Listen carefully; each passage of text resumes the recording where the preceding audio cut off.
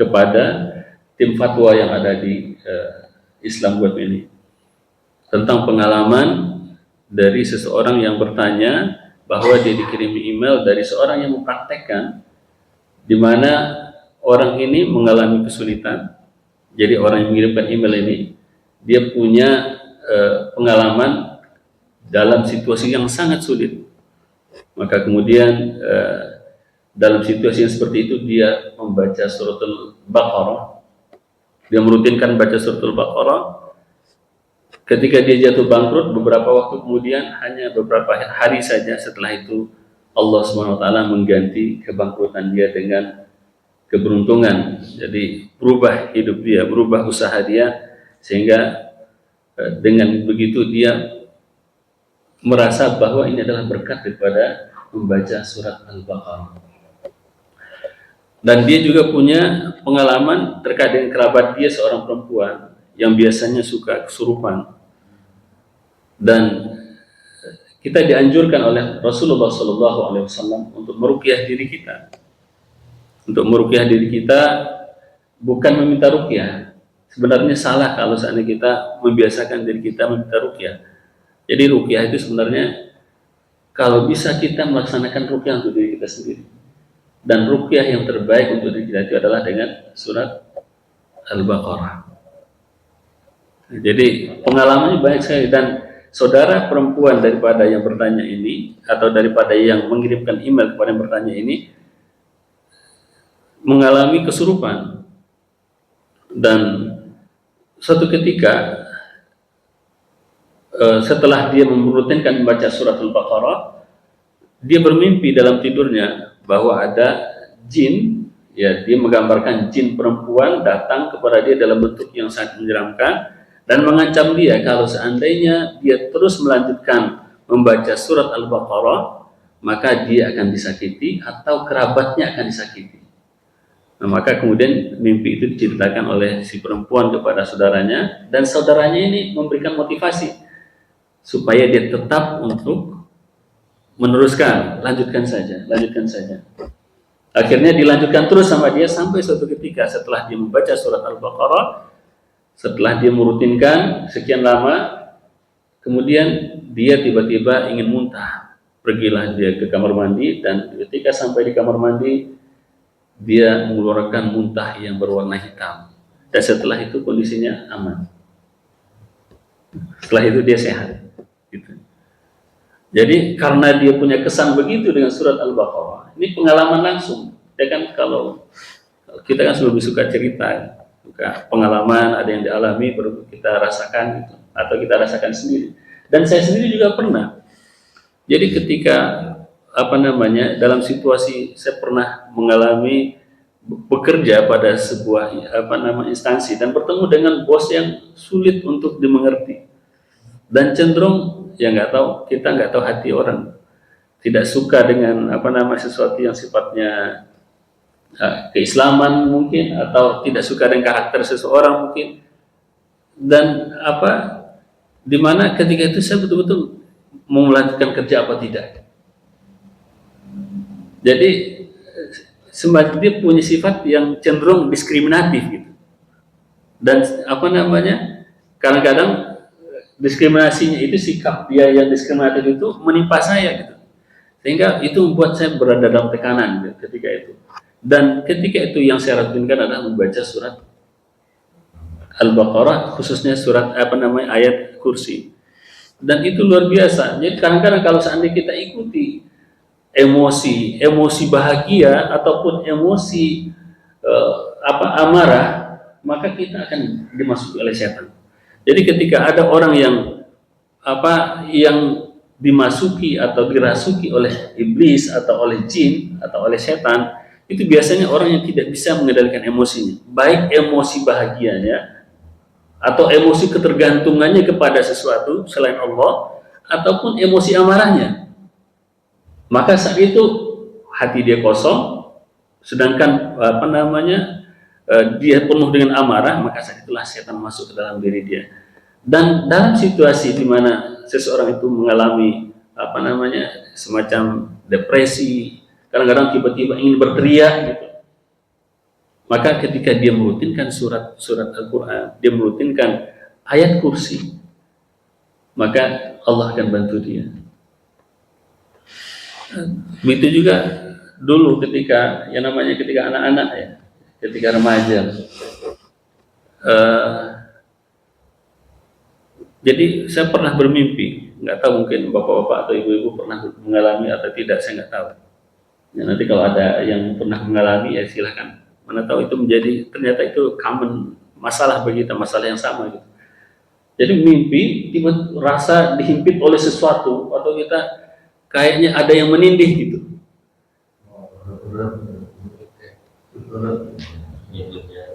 Berat ya. Tiba-tiba ada rasa menindih, kita rasanya kayaknya nggak bisa melawan. Dan ketika itu saya masih ingat, yang saya baca adalah di dalam tidur itu kul. Ya makanya ini ayat-ayat ini perlu kita bekali diri kita bekali anak-anak kita.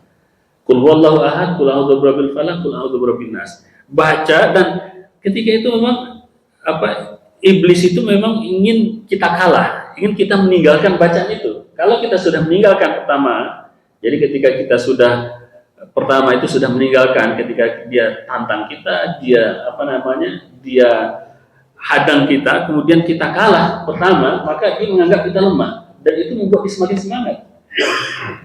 Maka ketika itu yang saya lakukan, saya baca, akhirnya tiba-tiba plong. Ada yang pernah mengalami ya? Iya Pak. Jadi itu rahasia ayat Al-Quran, dan itu memang itu real, itu pengalaman saya sendiri, mungkin pengalaman bapak-bapak juga. Cuma kadang-kadang kita ketika kita sudah menjalani kehidupan yang biasa, kita lupa dengan semua itu, tentang ada rahasia yang Allah titipkan di dalam ayat-ayat yang diturunkan. Dan pengalaman saya dulu ketika di Mesir juga, ini pengalaman pribadi saya, dan ini pernah saya sampaikan ketika saya imam pertama kali. Saya berpikir ketika itu saya sudah mulai S2 di Al-Azhar, dan saya bertanya pada diri saya, kalau saya S2 di Al-Azhar, ketika saya pulang nanti ke Indonesia, orang mengira saya ini mungkin alim gitu, minimal saya bisa imam gitu. Sedangkan di Al-Azhar kami itu nggak pernah diajarkan untuk menjadi imam. Kami hanya belajar di kampus, seperti layaknya kampus biasa, belajar di kampus, pulang ke rumah belajar, nanti ikut ujian seperti mahasiswa pada umumnya, dan tidak ada kesempatan untuk praktek jadi imam, praktek jadi khotib. Kemampuan atau keahlian imam atau kepandaian untuk berceramah itu dicari sendiri gitu. Maka ketika itu saya berpikir, kalau seandainya saya ketika itu sudah 6 tahun saya di sana, saya tidak pernah ngimamin, pulang ke Indonesia nanti saya tidak bisa jadi imam, karena ada pengalaman di mana katanya dari teman-teman saya, dari para senior saya, ada alumni dari Timur Tengah, apakah di Al-Azhar atau di tempat yang lain, karena tidak pernah diajarkan secara langsung, tidak pernah praktek untuk jadi imam dan untuk berceramah atau khutbah, terutama selama mereka belajar. Ketika sampai di Indonesia, masyarakat kan percaya betul sama mereka. Oh, ini ulama besar, ini ulama dari gelarnya LCMA dan segala macamnya, pasti bisa nih. Apalagi kalau punya tradisi macam-macam. Kalau di sini kan kita punya tradisi tahlil, punya tradisi selawatan, dianggap bisa semua. Nah, khususnya imam dan khatib lah, dianggap bisa. Maka saya pikir nanti kalau seandainya saya pulang ke Indonesia dan saya nggak bisa imam, dan pengalaman yang diceritakan itu, tapi ini nggak tahu benar apa tidak, tapi saya rasa bisa benar. Saya rasa benar karena itu berdasarkan apa yang saya alami sendiri ketika ngimam pertama kali. Jadi ada katanya alumni dari Timur Tengah ngimamin, karena di sana nggak pernah ngimamin, jadi ketika maju ke depan itu gemetaran. Jadi gemetaran, dan ketika dia sujud, karena mungkin sudah tidak tahan, ditinggalkan jamaahnya. Tapi dia pergi kemana? Dan setelah itu bukan hanya jamaah yang ditinggalkan juga kampungnya karena malu. Nah, jadi kan itulah bagian daripada tipu daya setan kepada manusia. Dan itu saya alami. Kenapa saya katakan barangkali ini benar? Karena saya mengalami sendiri ketika saya mengimami pertama kali di Mesir. Waktu itu saya di Mesir, karena saya tekadkan diri saya harus punya pengalaman jadi imam di sini. Saya harus biasa ngimamin sholat ketika saya selama di Mesir. Maka yang saya lakukan adalah saya mencoba mendekati orang-orang yang ahli masjid di situ. Jadi ada kelompok bapak-bapak yang kalau seandainya imam rotib mereka tidak ada, maka mereka yang bergiliran untuk menjadi imam. Bacaan mereka tidak lebih bagus dibandingkan bacaan sebagian daripada kami. Nah, maka saya dekati mereka, saya ikuti. Pagi-pagi mereka punya halakoh, karena mereka rata-rata pensiunan. Jadi setiap pagi itu mereka punya halakoh, baca Quran, satu halaman per orang. Jadi sekali berapa bulan khatam. Jadi mereka punya halakoh seperti itu.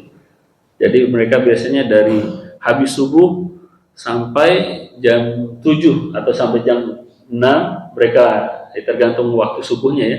Pokoknya sampai syuruk mereka baca Quran.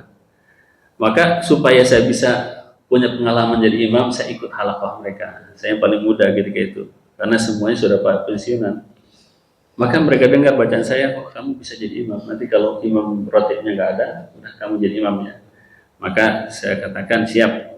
Tapi yang terjadi ketika saya melihat saya mencoba untuk memberanikan diri maju ke saf yang depan pada sholat isya, dan itu saya tidak berani untuk ngimamin ketika itu pertama kali, karena jamaah isya dan maghribnya kalau di Mesir itu penuh masjidnya. Jadi kalau di Arab itu jamaah isya dan maghrib itu masjidnya penuh, karena orang itu memang sholat bagi mereka sesuatu yang terlepas dari apapun akhlak mereka, tapi sholat itu bagi mereka adalah sesuatu yang wajib gitu. Jadi ketika itu saya melihat ini terlalu banyak orang, nggak berani saya. Akhirnya saya beranikan diri saya untuk maju ke depan ketika sholat subuh. Sholat subuh itu kadang cuma ada 2 syarat, dan ketika itu saya beranikan diri saya, dan ternyata luar biasa. Setan itu betul-betul mencegah kita.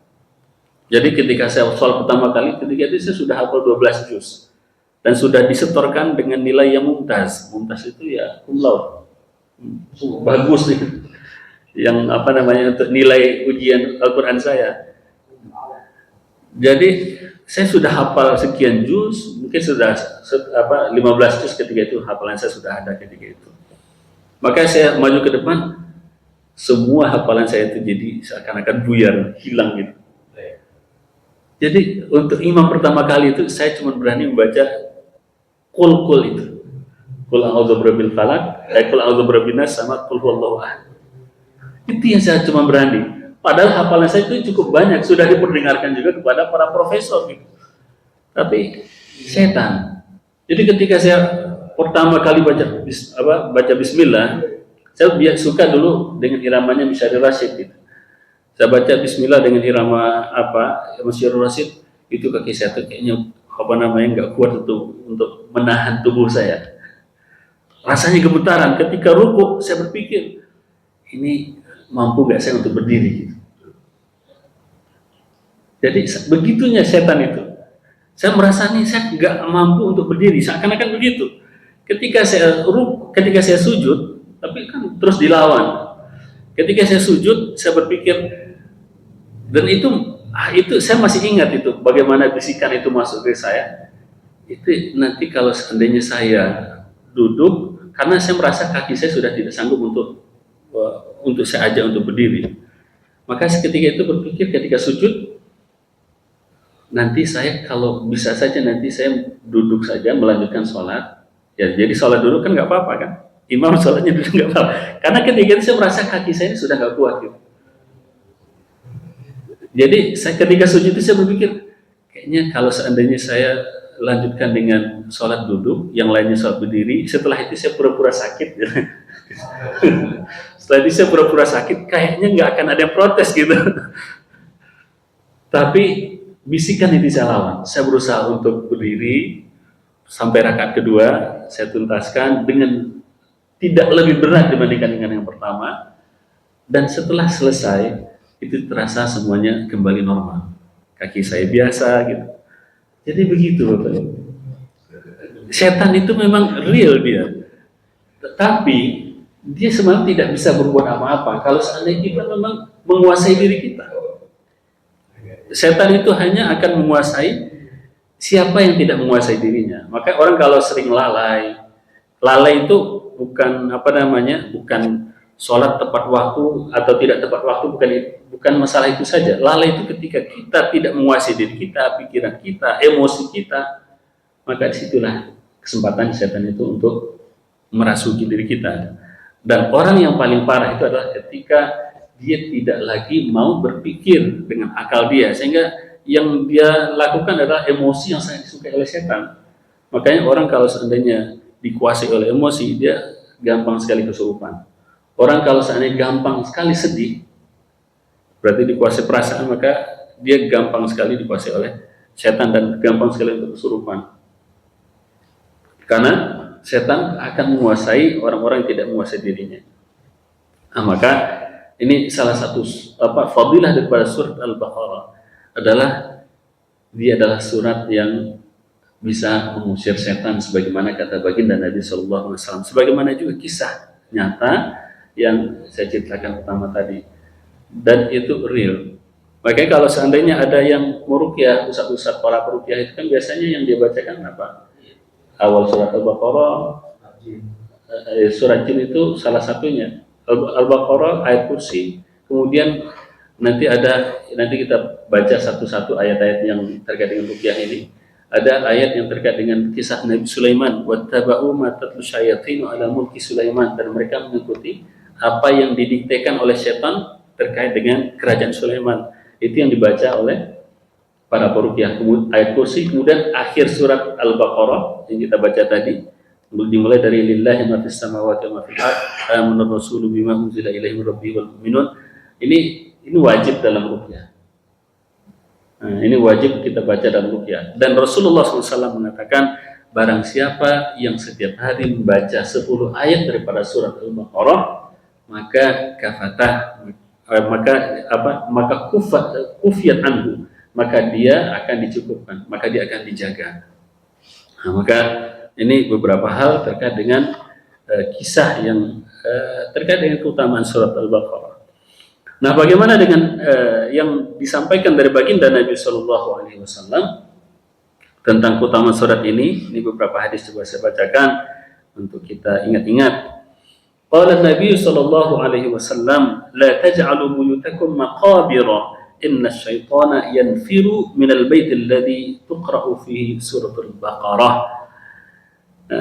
Nabi Shallallahu Alaihi Wasallam bersabda, janganlah kalian jadikan rumah-rumah kalian itu bagaikan kuburan. Kenapa? Sesungguhnya setan yanfir minal bait, lari dari rumah yang di dalamnya dibacakan surat Al-Baqarah. Jadi kalau di kuburan berarti setan ada, karena kuburan tidak lagi dibacakan surat Al-Baqarah. Makanya kalau seandainya ada semacam penampakan di kuburan atau gangguan-gangguan di kuburan, ya wajar, karena memang di sana tidak lagi dibacakan surat Al-Baqarah. Tapi ternyata yang berpotensi untuk seperti kuburan juga ada selain kuburan. Rumah-rumah yang di dalam tidak dibacakan surat Al-Baqarah. Tidak pernah dibacakan awal surat Al-Baqarah ataupun akhir surat Al-Baqarah. Maka kita biasakan diri kita, kalau seandainya tidak bisa kita, kalau para sahabat mereka sudah biasa merutinkan Al-Baqarah dalam satu rakaat, atau Al-Baqarah dan Ali Imran satu rakaat gitu. Nanti ada juga hadis yang lainnya yang berkaitan dengan itu. Kemudian Nabi SAW bersabda, Iqra'ul Qur'ana fa innahu ya'ti yaumal qiyamati syafi'an li ashabi. Bacalah Al-Quran, karena sesungguhnya Al-Quran itu akan datang pada hari kiamat sebagai syafaat bagi ashabi, bagi sahabat-sahabatnya. Yang dikatakan sahabat itu yang berarti yang selalu bersama. Kan nggak ada sahabat tapi tidak mau berdekatan, itu musuhan namanya.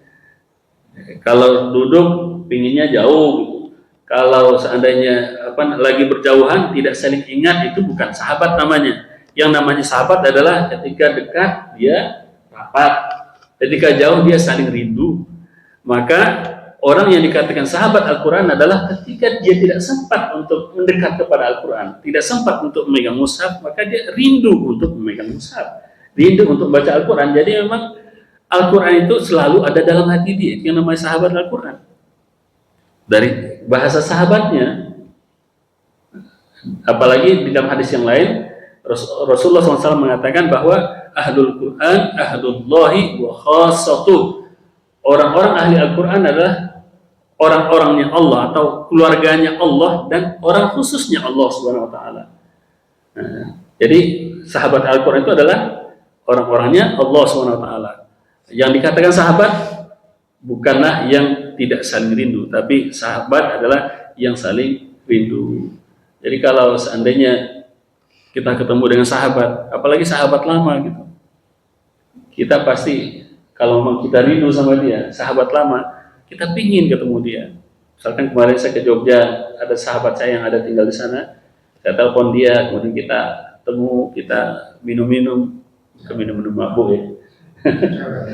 Nah, itu dia. Kira-kira gimana? Ada teman satu kelas saya, dulu saya cowok semua di satu kelas, gitu. Masih normal Pak. Jadi yang namanya sahabat, kalau kita lama gak ketemu, pasti kita pingin ketemu sama dia. Kalau orang yang dikatakan sahabat Al-Quran, ketika lama, hari ini saya belum baca surat ini, hari ini saya belum baca Al-Quran, hari ini saya belum ketemu dengan sahabat saya, maka dia rindu. Ketika dia berada bersama Al-Quran, dia merasa nyaman. Makanya kalau ada orang yang tidak nyaman dengan bacaan Al-Quran, maka belum lagi menjadi sahabat Al-Quran. Kalau tidak merasa senang ketika ayat Al-Quran dibacakan, sedangkan dia senang dengan dangdutan misalkan, senang dengan macam-macam lagu-laguan, tapi ketika Al-Quran dibacakan dia tidak senang, berarti dia bukan sahabat Al-Quran. Kenapa? Karena rasa itu belum muncul dalam diri dia. Karena sahabat itu kaitannya dengan rasa. Kalau tidak ada rasa, bagaimana dikatakan sahabat? Katanya sahabat, tapi ternyata nggak ada rasa sama sekali, berarti bukan sahabat. Jadi bacalah Al-Quran, kata Rasulullah SAW, karena dia akan datang pada hari kiamat nanti sebagai syafaat bagi sahabatnya. Ciri khas sahabatnya itu dapat kita lihat dalam hadis Rasulullah SAW yang lain, di mana Al-Quran nanti pada hari kiamat akan mengatakan kepada Allah, ya Allah, pada malam hari saya membuat dia tidak bisa tidur. Pada siang hari saya menyibukkan dia, ya Allah. Itu salah satu ciri khas sahabat, karena dia senantiasa membersamai. Sahabat itu artinya mendekati atau berdampingan atau memiliki, kalau sahibul kitab berarti pemilik kitab ya. Jadi saya ini betul-betul menguasai dia. Maka pada hari kiamat yang namanya Al-Quran ini akan menjadi advokat dia, akan menjadi pembela dia di sisi Allah Subhanahu wa taala. Kemudian kata baginda Rasulullah mengkhususkan Iqra'uz Zahrawaini Al-Baqarah wa Ala Imran fa innahuma ya'tiyani yaumal qiyamati ka'annahuma ghumamatan aw ghayayatan aw ka'annahuma farqani min tayrin sawafin tuhajjani an ashabihima. Bacalah dua Az-Zahrah. Zahrah di sini artinya bunga. Nah, jadi Rasulullah itu menggambarkannya dengan indah. Jadi mohon maaf kalau seandainya kadang-kadang para ustadz, mungkin juga saya tidak bisa menggambarkan agama ini begitu indah, sehingga tidak menarik. Jadi apalagi ya mungkin ada sebagian menggambarkan agama ini sesuatu yang menakutkan. Jadi tidak ada nikmat bagi orang, tidak ada kerinduan bagi orang untuk mendekat kepada agama. Berbeda dengan Rasulullah SAW. Ketika dia menggambarkan surah Al-Baqarah seperti Zahrawan. Dan itu adalah hakikatnya sebenarnya. Memang bagi orang yang paham, agama itu adalah keindahan. Al-Quran itu adalah indah. Kata Sayyidina Abdullah ibnu Mas'ud, idza safa qalbul mar'i ma syabiha minal Quran. Apabila hati seseorang itu betul-betul bersih, murni, suci, maka dia nggak akan pernah merasa puas dengan Al-Quran. Nggak akan pernah merasa cukup dengan Al-Quran. Senantiasa haus dengan Al-Quran. Jadi kalau seandainya ada yang menggambarkan agama itu sesuatu yang menyeramkan, berarti memang bagi dia agama itu masih menyeramkan. Berarti bagi dia mungkin agama itu masih menjadi beban. Sedangkan Rasulullah SAW memberikan kepada kita penggambaran Al-Quran, penggambaran misalkan dalam surah Al-Baqarah dan juga Ali Imran ini sebagai dua bunga, berarti kalau yang nama bunga kan hadiah. Dan Al-Quran itu kan hadiah dari Allah SWT. Nama lain hadiah itu adalah hidayah, itu adalah hadiah dari Allah SWT. Jadi digambarkan sebagai dua bunga, yaitu Al-Baqarah dan Ali Imran, karena keduanya datang pada hari kiamat nanti seakan-akan mereka bagaikan dua kelompok awan, atau seakan-akan mereka adalah dua kelompok buruh yang akan berdemo di depan Allah SWT untuk membela sahabat-sahabatnya, untuk membela orang-orang yang baca Al-Baqarah dan Ali Imran. Nah, kenapa kita harus percaya ini? Nah, ini nanti kaitannya dengan ayat yang kedua nanti. Alladzina yu'minuna bil ghaibi. Kaitannya dengan ya, kita percaya nggak dengan yang gaib? Ini kan masalah-masalah gaib nih. Ketika Al-Quran datang menghujah atau datang mengadvokasi sahabat-sahabatnya, ini kan perkara yang tidak kelihatan. Yang kita lihat kan cuma depan mata kita, uang segepok atau rumah yang bagus. Yang kita lihat kan cuma itu. Tapi perkara-perkara yang dikabarkan dalam Al-Quran atau yang disampaikan dalam hadis kan kita nggak lihat. Maka kita harus punya mindset yang berbeda. Yang pertama diajarkan oleh Allah adalah beriman kepada yang tidak terlihat oleh mata kita atau gaib. Kemudian Iqra'ul Baqarah fa inna akhdaha barakah wa tarkaha hasratun wa la tastatimuha al-batalah was-sahara. Rawahu Muslim. Bacalah surat Al-Baqarah karena memudawamkan atau membiasakan membaca Al-Baqarah itu di dalamnya terdapat keberkahan. Kalau yang nama berkah itu bahasa lainnya adalah berkembang. Kalau sesuatu yang diberkahi, maka dia akan terus dikembangkan oleh Allah. Mungkin fisiknya tidak kelihatan berkembang, tapi manfaatnya berkembang.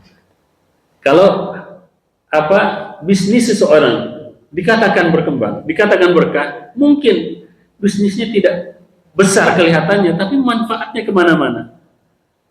Silaturahminya jalan, kebaikannya jalan, amal-amal solehnya jalan, berkah. Dibandingkan dengan asetnya banyak, perusahaannya besar, akan tapi manfaatnya tidak dirasakan oleh bahkan orang terdekat dia. Dengan orang tua mungkin durhaka, jadi bahkan orang tua dia tidak mendapatkan kebaikan daripada usaha dia yang besar, berarti nggak berkah. Tapi kalau yang berkah itu, dengan itu dia menjalin silaturahmi dia, dengan itu dia menjalin kekerabatan dia, dengan itu dia melakukan amal-amal sosial dia, maka itu tanda keberkahan. Jadi berkah itu artinya adalah berkembang, jadi meningkat, dan bukan hanya fisiknya saja. Kalau fisiknya meningkat itu bonus, tapi manfaatnya itu juga ketika manfaatnya berkembang itu sudah menunjukkan sebuah keberkahan. Karena yang dinilai di sisi Allah itu adalah manfaatnya. Apa gunanya harta yang banyak, tapi kalau seandainya hanya memenuhi tabungan yang digunakan oleh orang-orang yang para pengusaha untuk mengembangkan usaha mereka. Bahkan kalau kita lihat di Indonesia ini, uang orang Indonesia yang ada di bank Indonesia digunakan untuk membeli tanah orang Indonesia. Jadi, kalau dalam masalah ekonomi ini banyak kita. Jadi orang Indonesia nabung di bank, kemudian diambil oleh investor untuk membeli tanah orang Indonesia. Akhirnya yang tergadai orang Indonesia nggak punya tanah. Kenapa? Karena uangnya cuma dijadikan sebagai tabungan saja, tidak menjadikan sesuatu yang bermanfaat. Jadi ambillah surat Baqarah dan jagalah ia, bacalah ia senantiasa, karena mengambilnya adalah keberkahan dan meninggalkannya adalah kerugian atau kekecewaan, dan tidak akan bisa dilakukan oleh al-batalah was-sahara, orang-orang yang ahli sihir. Jadi kalau ahli sihir itu bisa membaca surat Al-Fatihah, bisa mungkin. Beberapa ayat dalam Al-Quran mungkin. Atau mungkin ayat kursi, bisa jadi. Secara belepotan mungkin mereka bisa baca. Tapi kalau Al-Baqarah secara lengkap, itu tidak akan bisa dibaca tuntas dan juga tidak bisa dihafalkan oleh ahli sihir. Inna likulli syai'in sanaman wa inna sanamal Qur'an surat Al-Baqarah. Sesungguhnya segala sesuatu itu punya, kalau sanam itu dalam unta itu punuk itu kan bagian yang paling tinggi di tubuh unta. Maksudnya segala sesuatu itu punya bagian yang tertinggi, dan bagian yang tertinggi daripada Al-Quran adalah surat Al-Baqarah. Makanya dia ditempatkan yang pertama dalam Al-Quran setelah surat Al-Fatihah. Di dalamnya petunjuk bagi orang-orang beriman. Kalau seandainya sudah dikuasai Al-Baqarah, sebagaimana kata Abdullah ibn Umar. Jadi Abdullah bin Umar mengatakan, dulu kami mempelajari Al-Quran itu, ilmu dan amalnya berbarengan. Di antara kami ada yang membaca atau mempelajari surat Al-Baqarah selama 10 tahun. Jadi kalau sekarang kita mau cepat-cepat 10 tahun, ini sahabat ini kepada Nabi SAW, mereka mengatakan, kami, di antara kami ada yang mencoba untuk mempelajari surat Al-Baqarah itu selama 10 tahun. Dan barang siapa yang sudah menguasai Al-Baqarah di tengah kami, maka derajatnya sudah tinggi di tengah kami. Itu punya sahabat. Al-Baqarah aja sudah cukup. Ini menunjukkan belajar Al-Quran itu juga tidak tidak buru-buru. Sebagaimana juga di dalam surat Al-Qiyamah. Di dalam surat Al-Qiyamah di situ Allah mengatakan ketika Rasulullah SAW berusaha untuk mempercepat bacaan Al-Quran. Jadi ketika Jibril mewahyukan atau menyampaikan wahyu Al-Quran kepada Rasulullah SAW, Rasulullah itu karena saking semangatnya ingin cepat-cepat menguasai Al-Quran. Nah, jadi karena ingin saking cepatnya, Rasulullah ketika Jibril itu belum menyampaikan, Rasulullah itu sudah komat kami duluan gitu. Nah, maka kemudian Allah tegur baginda Nabi Sallallahu Alaihi Wasallam, Inna sanulki a'udzubillahi minasyaitonir rajim. Inna alaina Qur'anahu summa inna alaina bayana. Sesungguhnya sebentar saya lihat dulu. Kalau lagi dibaca dari awal bergetar dia. Ini kata Allah, la tuharrik bihi lisanaka lita'jala bi. Inna alaina jam'ahu wa Qur'ana. Janganlah kamu gerakkan lisanmu karena tergesa-gesa. Karena ingin menggesa-gesakan Al-Quran, ingin cepat gitu menguasai Al-Quran. Inna alaina jam'ahu wa Qur'ana. Sesungguhnya kamilah yang akan mengumpulkannya, menghafalkannya pada dirimu dan juga akan membacakannya kepadamu. Fa idza qara'nahu fattabi' Qur'ana. Apabila kami sudah membacakannya, maka ikuti.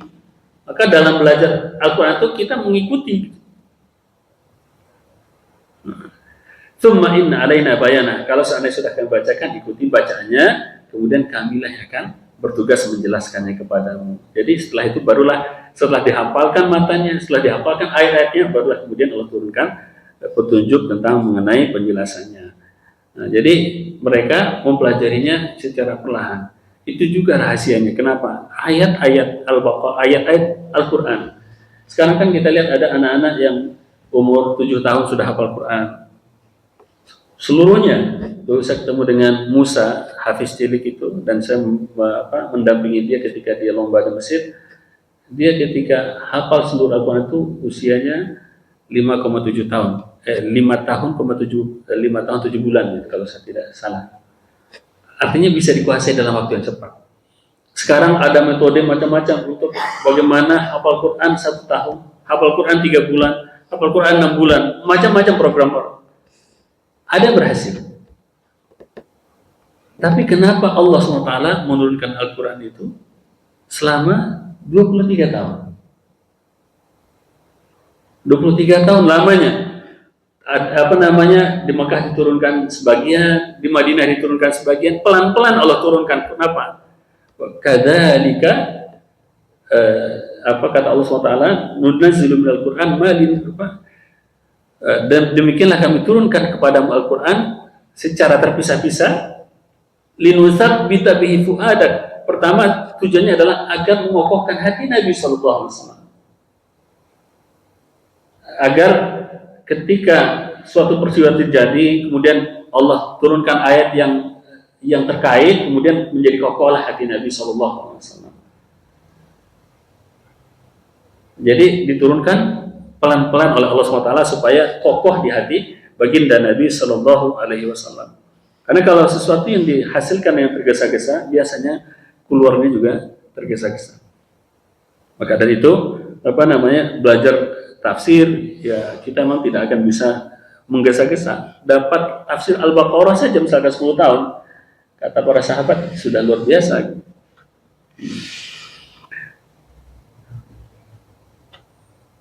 Dan kembali ke hadis yang tadi, inna likulli syai'in sanaman, sesungguhnya segala sesuatu punya puncak, dan puncak Al-Quran itu adalah surat Al-Baqarah. Barang siapa yang membacanya pada malam hari, baca Al-Baqarah khatam pada malam hari, lam yadkhul asyaitan baitahu thalatha layalin, maka rumahnya akan terjaga dari syaitan selama 3 malam. Jadi 3 malam, 1 malam khatam Al-Baqarah, maka 3 malam tidak dimasuki oleh syaitan. Maka setelah hari keempat mungkin syaitan bisa masuk lagi. Na'udzubillah. Ya tapi ya kita bagaimana?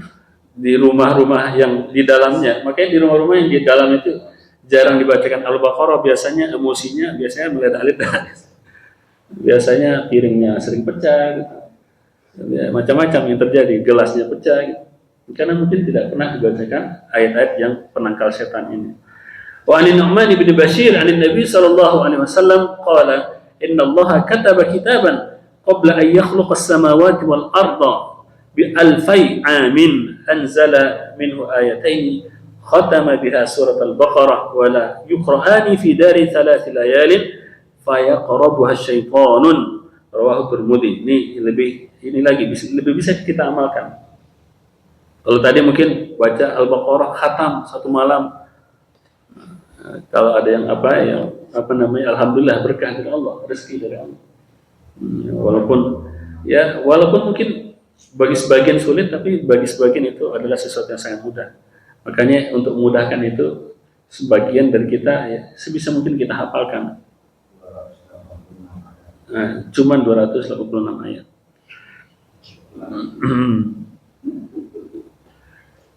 Jadi kata Rasulullah SAW, sesungguhnya Allah telah menuliskan kitab sebelum dia menciptakan langit dan bumi. Jadi kitab dulu sudah dituliskan, Lauhul Mahfuz, atau kitab yang lain yang ada di ilmu Allah SWT. Allah telah menuliskan kitab sebelum dia menciptakan langit dan bumi, 2000 tahun lamanya sebelum itu. Dan di dalam kitab itu Allah sebutkan 2 ayat yang menjadi akhir daripada surat Al-Baqarah. 2 ayat terakhir daripada surat Al-Baqarah. Apa itu? Amanar rasulu bima unzila ilaihi min rabbih wal mu'minun kullun amana billahi wa malaikatihi wa kutubihi wa rusulihi la yukallifullahu nafsan illa wus'aha, ila akhir ayat. Hafal semua kan? Hafal ya? Insyaallah. Tuh, kalaupun seandainya misalkan kita tidak bisa merutinkannya sebagai zikir, itu kita baca dalam sholat kita. Sebagian orang tuh salah ketika memahami bahwa baca Al-Quran itu harus duduk. Tidak. Baca Al-Quran itu bisa sambil berdiri, bisa sambil jalan, bisa sambil berbaring. Ketika kita berbaring, ini karena kita memahami zikir tuh subhanallah, subhanallah, alhamdulillah, kemudian kita baca Al-Fatihah, kemudian baca kursi sambil duduk. Itu bagian daripada zikir. Zikir itu bisa sambil berdiri, bisa sambil duduk, bisa sambil berjalan. Ketika kita naik mobil, kita baca zikir, baca Al-Baqarah, baca surat yang kita hafal, itu sudah baca Al-Quran namanya. Jadi kadang-kadang sebagian kita karena sudah punya mindset yang salah, sehingga mengamalkan agama itu seakan-akan sulit gitu. Saya belum ngaji nih hari ini, padahal dia bisa ngaji sambil jalan, misalkan sambil bawa motor, baca kul aja misalkan, itu yang ingat misalkan, atau misalkan baca ayat-ayat pendek yang dia hafal, dia baca kemana-mana, itu berarti dia sudah menjadi sahabat Al-Quran. Berarti kan gampang sebenarnya untuk menjadi sahabat Al-Quran. Jadi kalau seandainya kita sudah biasa merutinkan itu, kemudian kita sudah misalkan ingin ganti ayat, maka itu akan memotivasi kita untuk menghafalkan ayat yang lain. Jadi kalau kita ingin merutinkan bacaan-bacaan ini, Rasulullah juga kadang-kadang baca Al-Quran sambil di atas unta. Memang Rasulullah SAW sering misalkan habis sholat Rasulullah sendiri di masjid, ada kalanya Rasulullah begitu dia ingin menghatamkan wiridnya. Setiap hari itu Rasul punya wirid. Kadang Rasulullah itu menghatamkan wiridnya itu dalam sholatnya, seperti sholat yang dia lakukan bersama Abdullah bin Mas'ud yang kisahnya sangat fenomenal, di mana dalam satu rakaat dia baca surat Al-Baqarah, dia baca surat An-Nisa, kemudian surat Ali Imran dalam satu rakaat. Nah, bagi kita berat ya, bayang itu kok bisa gitu. Saya ada teman sama-sama di Al-Azhar, pembimbing dia itu sudah puluhan tahun lamanya, seorang profesor di Al-Azhar, menjadi imam di sebuah masjid. Saya kira kalau dibawakan ke bawah mungkin nggak ada yang sholat sama dia. Setiap malam itu sholatnya itu 5 juz setiap malam. Sholat maghribnya itu dimulai dari sholat maghrib sampai mendekati waktu isya baru selesai. Setiap malam.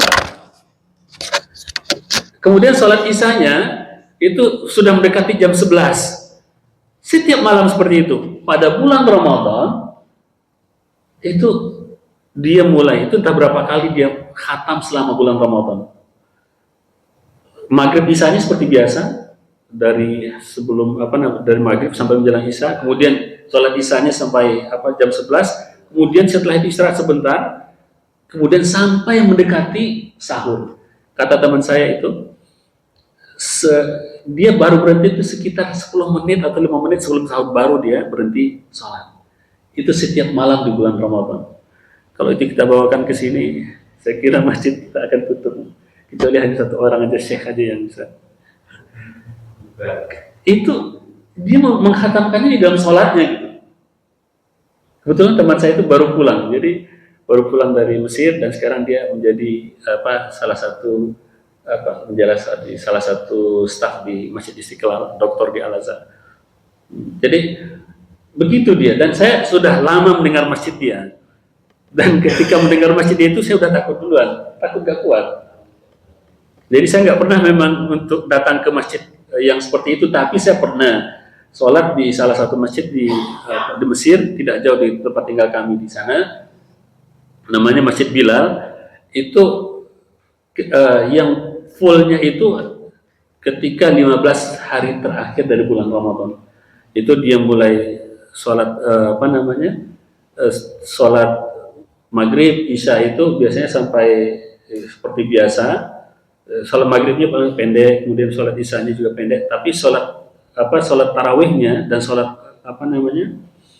tahajudnya itu biasanya selesai sholat isya langsung tarawih. Nanti istirahatnya paling 1 jam pada jam 11:30 sampai atau jam 11 malam. Mulai jam 12 sampai mendekati sahur dia sudah mulai lagi.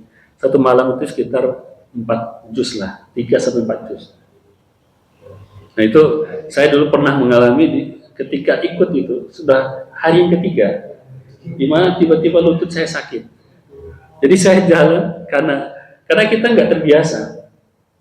Tapi kita punya semangat gitu, kita punya semangat. Tapi mereka biasa, bayangkan kalau saya 3 hari lutut saya sudah sakit, sampai ini ada yang di stroke, dibakar pakai listrik. Kalau dalam pengobatan nabawi itu namanya di setrika, di mikwa. Di mikwa. Bukan goreng. Dikawi kan. Jadi terjadi penumpukan darah sepertinya. Kebetulan teman saya ada yang dokter, orang Mesir, dia fakultas kedokteran. Jadi saya mengadu ke dia, ini kaki saya nggak bisa jalan. Jadi nggak bisa jalan, mempincang saya ketika itu. Karena mengikutinya, bagi saya ketika itu berat karena tidak terbiasa ketika awal-awalnya.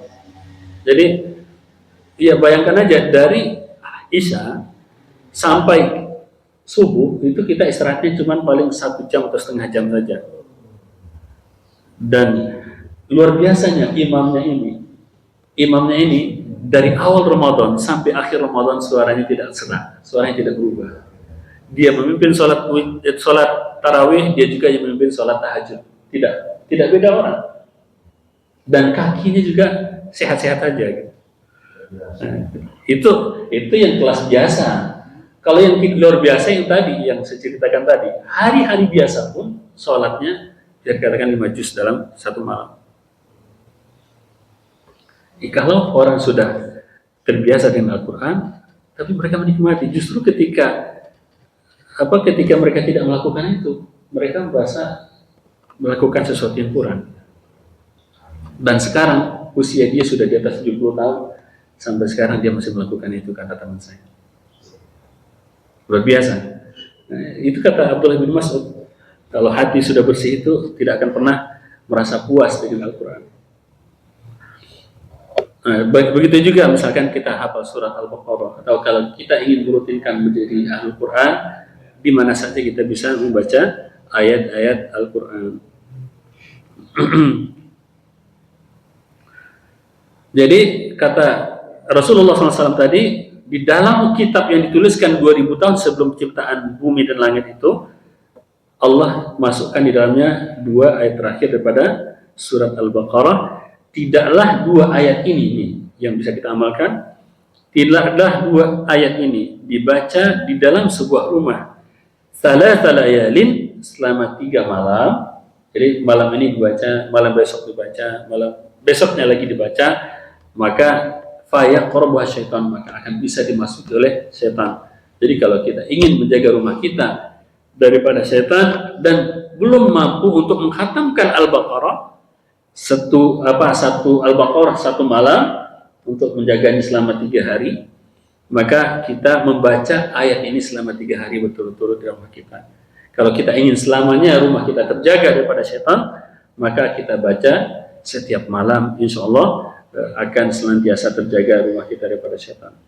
Wa an Sya'bi qala Abdullah, man qara'a 10 ayatin min suratul Baqarah fi lailatin lam yadkhul dzalikal baita syaitanu tilka al-laila hatta yusbiha arba'an min awwaliha wa ayatul kursi wa ayatani ba'daha wa 3 khawatimiha awwaluha lillahi ma fis samawati wal ardh.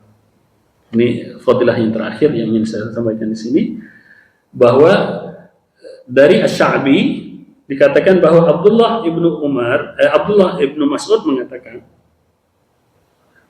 dari Rasulullah SAW tentunya, bahwa barang siapa yang membaca 10 ayat daripada surat Al-Baqarah. Nih, tadi 2 ayat terakhir ya.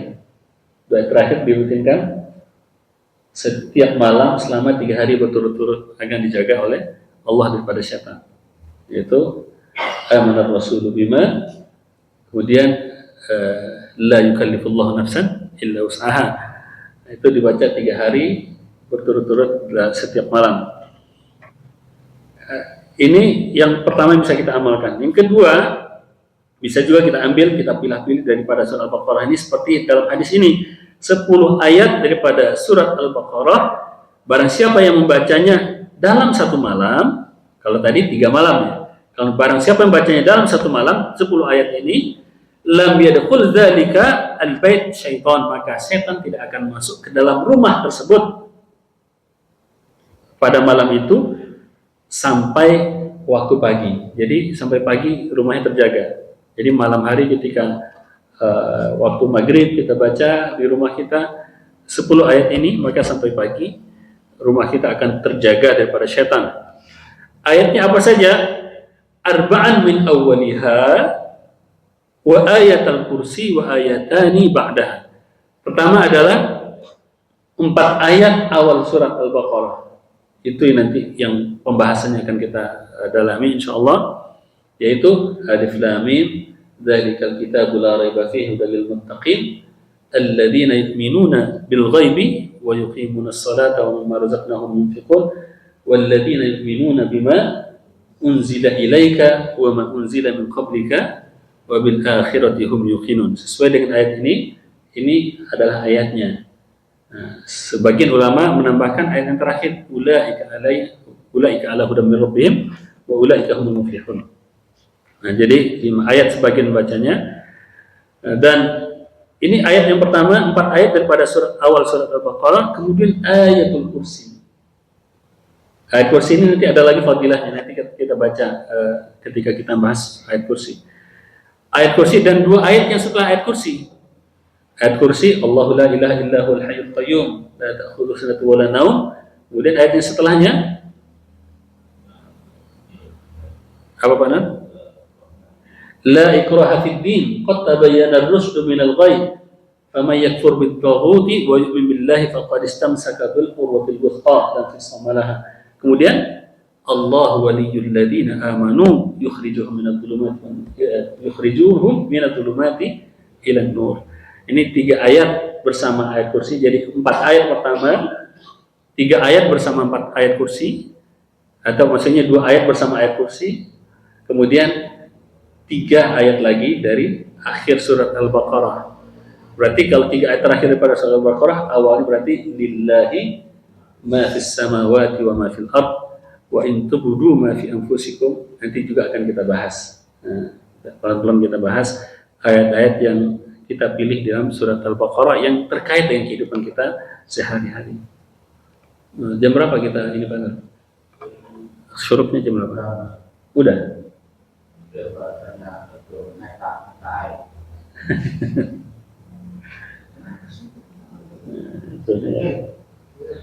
Sudah ya, seharusnya sudah ya. Kalau ada, kita belum masuk ini, tapi ingin saya sampaikan dulu sedikit. Kita baca ayat yang 5, nanti sekilas kita berikan gambaran. Pada pertemuan berikutnya akan kita bahas secara pemahamannya atau penafsirannya. A'udzubillahi minasyaitonirrajim. Bismillahirrahmanirrahim. Alif lam mim. Dzalikal kitabu la raiba fihi hudan lil muttaqin. Alif lam mim. Kitab ini kata Allah adalah kitab yang tidak ada keraguan di dalamnya. Hudan lil muttaqin. Sebagai petunjuk bagi orang-orang bertakwa. Jadi yang namanya petunjuk itu jangan ada keraguan di dalamnya. Petunjuk tapi meragukan. Ya, kan berarti petunjuk meragukan gimana jadinya itu? Saya mau ke Surabaya, jalannya mana? Kayaknya gini deh. Kalau nggak ke sini. Gimana cara kita? Bisa nggak sampai kita ke Surabaya? Mendingan nggak usah dikasih petunjuk kalau seandainya meragukan. Dan Al-Quran adalah petunjuk yang tidak ada keraguan di dalamnya. Hudan lil muttaqin, sebagai petunjuk bagi orang yang bertakwa. Bagi siapa? Bagi orang yang bertakwa. Ciri khasnya apa orang bertakwa itu? Alladzina yu'minuna bil ghaibi, yaitu yang beriman kepada hal yang gaib. Ini sebenarnya Allah ingin menunjukkan kepada kita bahwa orang beriman itu punya cara pandang yang berbeda. Orang beriman itu punya mindset yang berbeda. Kalau bahasa ilmiahnya sekarang worldview-nya itu beda. Cara dia memandang dunia itu beda dengan orang yang tidak beriman. Di mana orang beriman percaya pada yang metafisik, beriman pada sesuatu yang tidak terlihat oleh mata, tapi bisa terlihat oleh mata batin. Yu'minuna bil ghaibi wa yuqimuna shalah. Kemudian dia mendirikan salat, ini seperti yang ada di sini insyaallah. Wa mimma razaqnahum yunfiqun. Kemudian dari apa yang kami rizkikan mereka sumbangkan. Ini pembahasan rinciannya apakah itu zakat, sedekah itu nanti di ayat-ayat yang berikutnya. Ini baru dalam tataran konsep umum. Wa mimma razaqnahum yunfiqun walladzina yu'minuna bima unzila ilaika wa ma unzila min qablika, dan yang beriman kepada apa yang diturunkan kepadamu dan yang diturunkan kepada sebelum engkau wahai Rasulullah. Kemudian wa bil akhirati hum yuqinun, dan mereka percaya, dan bukan sekedar percaya, yakin. Pak Nur menyampaikan sesuatu kepada saya percaya misalkan. Tapi apakah saya yakin? Nah, yakin itu lain lagi derajatnya. Yakin itu kalau saya lihat ini dengan mata saya katakan ini yakin, ini air. Apalagi sudah saya buktikan, saya minum misalkan, saya bisa pastikan ini air. Ketika kita bisa memastikan, berarti kita namanya yakin. Tapi kalau kita membenarkan, itu baru sekedar percaya. Dan orang yang bertakwa itu bukan hanya sekedar percaya terhadap akhirat, tapi dia yakin. Ini derajatnya lebih tinggi daripada sekedar percaya. Barangkali demikian untuk pagi hari ini. Mudah-mudahan ada manfaatnya untuk kita semua. Kalau ada yang ingin kita diskusikan, silakan. Terkait dengan fadilah daripada surat yang kita baca. Insya Allah tafsirnya nanti kita lanjutkan pada pertemuan yang berikutnya. Al-Baqarah itu surat kedua atau pertama? Surat kedua.